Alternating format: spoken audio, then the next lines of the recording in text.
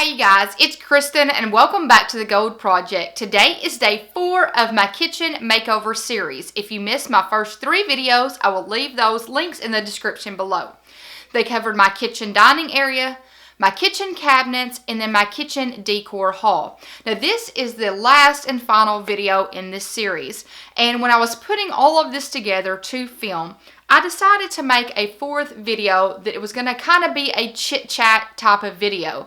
So today I have used my Erin Condren notebook over the last couple of weeks, and I've written down some questions that y'all might have or things that y'all have asked me to answer with you guys today. So I'm just going to kind of go through here, and I've got a little pen here, and I'm going to go through and I'm just going to talk to you guys about the entire process. So I will start by telling you what is my overall opinion of our project. Overall, I am extremely excited with the way that things turned out in our kitchen. When I came up with this idea, I had a vision. I wasn't sure if my vision was going to come true or not, but we just started doing one thing at a time, and we were hoping and praying that everything came together. At the very end, once we had all the cabinets painted, we had the kitchen walls painted, everything was put into place, I seriously stood in my kitchen and I really wanted to cry. And you might be thinking, over a kitchen makeover? When we moved into this house in January of 2015, I did not like the kitchen at all. I liked the size of the kitchen. The dining area, the eating area was bigger than any I had had before. But I just did not like the kitchen cabinets or the wall coloring. And it was one of those things, you know, you kind of give and take when you're looking for a house most of the time. And there were so many pluses about the house that I just took that as, okay, I'm just going to deal with it now. And then later on, we can do some changing. So that finally came to be. And I'm extremely happy with the way that our kitchen looks. And I will tell you, I'm trying now to keep things cleaned up in there more, doing dishes, make sure the counters stay cleaned off, make sure the area is presentable, because I love it that much. So I'm so happy with how it turned out. The first thing that I would have questions about if I was to look at our kitchen remodel, and I'm sorry with the lighting, the sun, I'm in my daughter's room, and just to answer this before I get started, I really wanted to film this in the kitchen. Really wanted to since it's redone, but I didn't feel like me sitting down and talking to y'all. I felt like the room is so big it would just echo, so that's why I've decided to do it in here instead of in the kitchen, because I really wanted to do it in there, but I wanted my voice to come across better. So I will start with the biggest things first, and then we'll go to the smaller type of questions. The big one is what started this whole thing? Why did I decide to redo the kitchen? Well, first I told y'all I really didn't like the kitchen. I wanted to do something to it. So that was one thing. I knew when I moved into this house I didn't like the kitchen cabinets. Number 2 was that kitchen mantle. And I'll pop up a picture of it here. For some reason, I was trying to find ways to decorate our kitchen because we had that blank back wall. We couldn't figure out what in the world to do with that back wall. It was just sitting there, not decorated, and everything looked kind of thrown in there. So when my friend made that mantle for us, that kind of threw everything into place. I was like, oh, okay, the mantle. I know I'm going to paint it white. Oh, do you know what would look really good over that? You know, one of those window panes, like the old vintage window panes, and then a wreath hanging on it, and then that snowballed from there. So the mantle to the window pane to the wreath, it kind of expanded from there. So that is what started the entire process. Now, you might wonder, why did you decide to do the farmhouse style? Okay, number 1 is I wanted to have some kind of style in the kitchen that matched my husband too. Every kitchen that we've had and decoration that we've had has been basically the cotton colors type of thing. The polka dots, big brightly colored, multicolored polka dots. And I'm like, you know what? This is not just my kitchen, it's his too. I need something that looks a little more manly. And I know when you're coming to decorations and kitchen things, it's not, you can't really make it too manly, I don't guess. But you know, the brightly colored polka dots needed to go. It was time for them to go. So I thought, you know, all white would be good. My husband likes white. He wants like a whole white living room at some point. And then I got to thinking, I want my kitchen, because I was trying to think, what do I want my kitchen to be when people come in there? I want people to walk in and I want people to feel comfortable. I want them to feel like they're at home, like they can, if they're thirsty, walk to my kitchen, open a cabinet and grab a glass and fill them up a glass of tea if they want to. I want it to feel like home to somebody that walks in. And everything that kept popping into my head was a farmhouse. Everything about the farmhouse style to me said comfort. And I don't know if it's because my dad's parents, my grandparents on my dad's side were farmers. So I'd grown up with some of that farmhouse style because they lived on a farm, and maybe that's why I was relating it to comfort. But I just felt like the farmhouse style made me feel at ease, and people would be comfortable in my home. Now, I have been asked, what did I do with all of my Cotton Colors pieces? I did not sell them, because you guys, most of the time, if I don't want something anymore, or I decide, hey, that's just not for me anymore, I will sell them. Not this time. I spent a lot of money, and my family spent a lot of money on all those pieces for me. So most of them have been moved to my office. I'll pop up a picture here that I shared on Instagram last week. Most of them have been moved to my office. One of my gigantic plates is actually in my living room. The only thing that I had to store was my big multicolored plate. So that's the only thing that's stored. I did not sell it. Everything is stored. It's just not something that I wanted to sell. Okay, the next question I have been asked is, how long did this process take? And I couldn't really answer it on a comment or an email. It would take way too long. So I thought, well, I'll just address it in this video. I had originally thought I was going to have everything knocked out in a week. I was really hoping, and really, I don't even know. I guess I really wasn't thinking about how much stuff really needed to be done. And I didn't realize how many cabinets I had until we had to start taking doors off of cabinets. And then I was like, you know what? I don't think this is going to take a week. I think it's going to take a lot longer than a week. So we broke this project up into 3 different parts. We did the kitchen cabinets over Thanksgiving break. Me and my husband worked from the time we got up to the time we went to bed during Thanksgiving break, and it took roughly 4 days because the cabinet doors took a lot of paint. So that took 4 days. Then, for 3 weeks, we had white cabinets on the top and then our oak cabinets on the bottom. So then, during Christmas break, we decided to tackle the bottom cabinets. So that took us about 3 days to do the bottom cabinets, because we had a pretty good grasp of what we had to do, considering the pluses and minuses of the top cabinets. So that was basically the cabinets we got finished, I would say the 23rd of December. And it was really late at night, like 12 o'clock at night. My husband and I are rehanging our cabinet doors while everybody else in the house is asleep. So, but we got it done. And then we didn't plan on painting the walls. That was something we were going to wait until later on, because we were just going to deal with it. But then my husband was helping me hang the bakery sign that is beside my laundry room wall. And we measured incorrectly twice. And one hole collapsed into the other hole that left a gigantic hole in the wall. So we had to patch that, and it couldn't be hidden behind the sign. So I was like, well, I guess God's telling us we need to paint the walls too. So 2 days after Christmas, we were standing in our kitchen painting the walls. So that took 2 days. So the top cabinets took 4 days. The bottom cabinets took 3. And then the walls took 2. So I would say a week and a half to 2 weeks is how much the entire project took. And that was us taking our time to make sure everything was done correctly.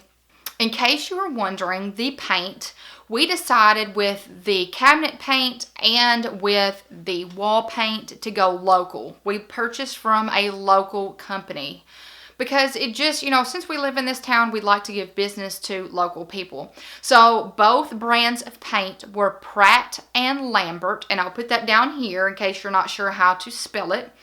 The experts that deal with that at the store, that is what they recommended, that brand of paint, and also the colors that we chose were Pratt and Lambert. The cabinets were called Antique White, and the walls were Antique Lace. So Antique White for the cabinets, Antique Lace for the walls. Okay, let me talk about this. As much as I wanted to hire somebody to do this project, which we could have paid somebody to come in and paint. We had paid somebody right before we moved in to come and paint the kids' rooms and their bathroom. But that was because we were pressed with time. We had like a couple weeks to move in, and we just didn't have enough time to come in and paint after work and move. It took us a long time to get moved because we didn't want to pay for a U-Haul. So we were pressed for time in that situation, or else we would have done it. But, we saved a lot of money doing it ourselves. We didn't take off any days of work. My husband and I are both teachers. We did it on the weekends. We painted after work. We worked during our breaks. But we're capable of doing it ourselves. So we wanted to save the money and just not be lazy. We felt like that paying somebody to do something that we could do ourselves was considered being lazy. So we decided to, and we had the time to do it. So we decided to together get the project done. And you know what? It makes us appreciate the kitchen so much more since we actually, spent the, sweat to get it done.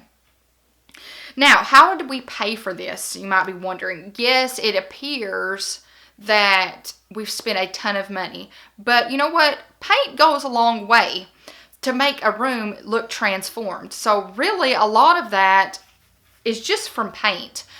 But I sold my desk in my office for one. And I've told y'all before that I get... every paycheck we have an allowance that we use for the house and for the blog. So we use that. I sold some other things in the house. I think I sold a purse. So I sold things to pay for most of what we have done. And some of it came from our monthly allowance. Now you may wonder, how much did this entire process cost? I really can't determine overall from every little two-tiered stand or Ray Dunn piece that, I spent. Most everything that I spent, most everything that was spent, I had sold something that was the equivalent of that. So I wouldn't buy one thing until I sold something else. I sold some planner accessories and things as well to help pay for it. So, but I will tell you the paint and everything, I would say roughly $250. And that is with the paint and the supplies and the gloves and all of that. Now, speaking of the supplies, let me say that before you do any type of painting on a cabinet, you need to fully clean the cabinets. And at the place that we bought our paint, we asked them and they said that you need to use a powder stuff. I don't know if it comes in a liquid, a powder called TSP. And I'll pop up that picture here. And it is a little powder in a little bitty small container that is very powerful. They told us you need to make sure that you have not good clothes on, make sure you have gloves on before you touch this. They said that it spilled on their floor one time and it took the glaze off of their tile. So they said it's very powerful. It works very good. So we use this solution to clean all of the cabinets. You just mix it with some water, and we use some old, I think cut up towels that we use for cleaning to clean off the cabinets with this solution. And it worked great. And let me tell you, that stuff is very good. We did not have to scrub. You just had to wipe it, and all of the dust and grime came right off. So make sure you clean your cabinets before you do any painting. Now, we did get lucky because we thought that this was going to take an extra 2 or 3 days to sand down our cabinets. But I guess we have cheap cabinets because they didn't have any stain on them at all. Like, we took a cabinet door down and we're like, there's no stain on these cabinets. So that saved us 2 or 3 days right there because we didn't have to take off any type of glaze or anything. They were ready to start painting as soon as we took the cabinets and doors off, and as soon as we got everything out of the cabinets. So that saved us 2 or 3 days. You might be wondering, how in the world did we know what to do with this entire process? Y'all, we have never done anything like this. This was brand new to my husband and I.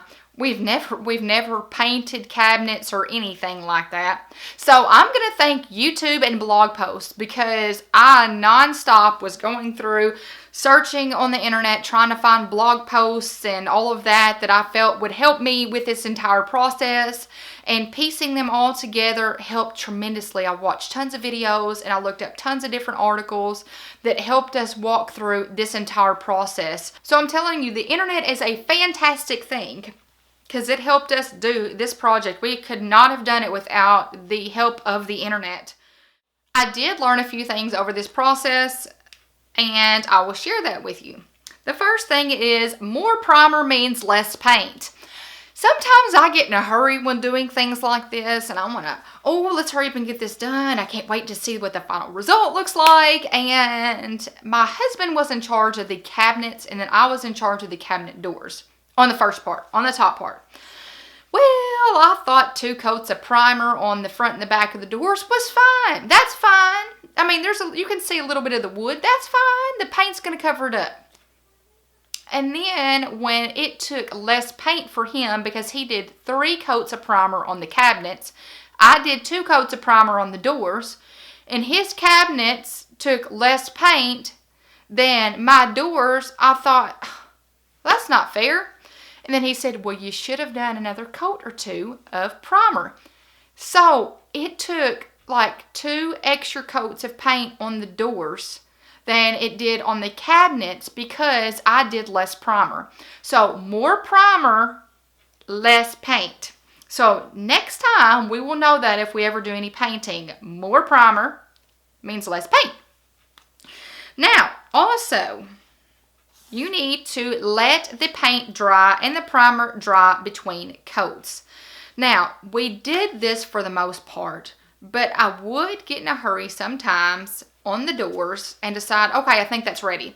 And I would go to start painting again, and what would happen is my paint was pulling the previous paint. So it was like pulling a hole in the paint. So I would have to stop and wait. So make sure that 1 coat is completely dry to the touch before starting coat 2, because you don't want to pull the paint. With my getting into a rush, it took me a while to realize that more paint on a brush does not equal a better looking paint job, because I would get too much paint on my brush and I would look down and I would have paint splotches all over the floor, all over the towels I was using. So I had to learn that don't use a lot of paint on the brush.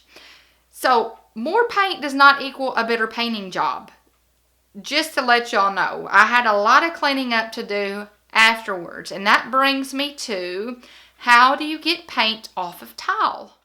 So how do you get paint off a tile? We had a lot of paint to get off of the tile, and I'm going to take the blame for that, because I'm not the cleanest painter in the world.